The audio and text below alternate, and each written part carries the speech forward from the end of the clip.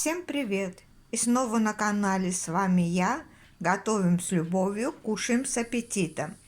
Сегодня, как вы поняли, наверное, вторник. У нас, я говорила, каждый вторник за месяц перед Новрузом, перед праздником, каждый вторник у нас отмечается. Первый вторник был Сучаршембе, четверг воды. Второй вторник был у нас вторник огня. А этот вторник у нас Елчершембеси, вторник ветра. В этот день ветер приводит в движение пробудившуюся воду и огонь. Раскрываются почки на деревьях. Весна наступает, вступает в свои права. Начинается подготовка к весенним полевым работам. Но в это время домохозяйки дома проветривают квартиру, постель, матрасы, одеяло, открывают окна в квартире, чтобы квартира насытилась воздухом. Это такая традиция. Значит, говорится, что в этот день все 4 ветра встречаются. Белый ветер, каждый ветер одевается в свою одежду. Белый ветер – белую одежду, черный – в черную, северный ветер – в синюю одежду, южный ветер – в красную одежду. Олицетворяет могучую воздушную стихию отец ветров. Вообще говорят, что Баку считается город ветров.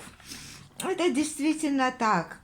Но, значит, в этот день, я вам сказала, обязательно нужно проветривать квартиру. Девочки, молодые девочки разбивают орехи, очищают их от скорлупы. Происходит подготовка к тому, что начнут печь сладости. У нас сладости очень большое разнообразие.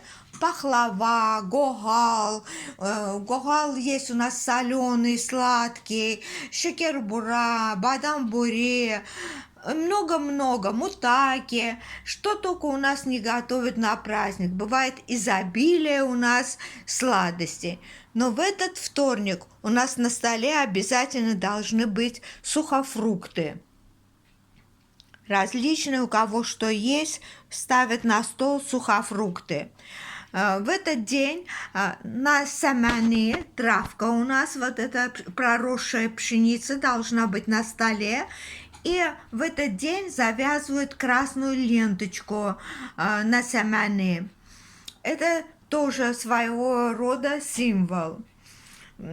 Значит, женщины, мало того, что проветривают квартиру, должны протереть стекла, постирать занавески, поменять занавески.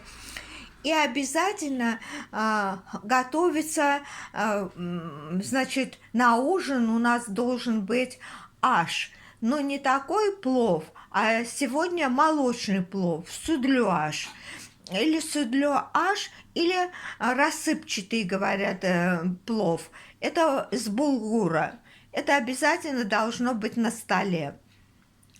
Ну, так же, как и каждый вторник, на улице зажигают костры, прыгают через костры.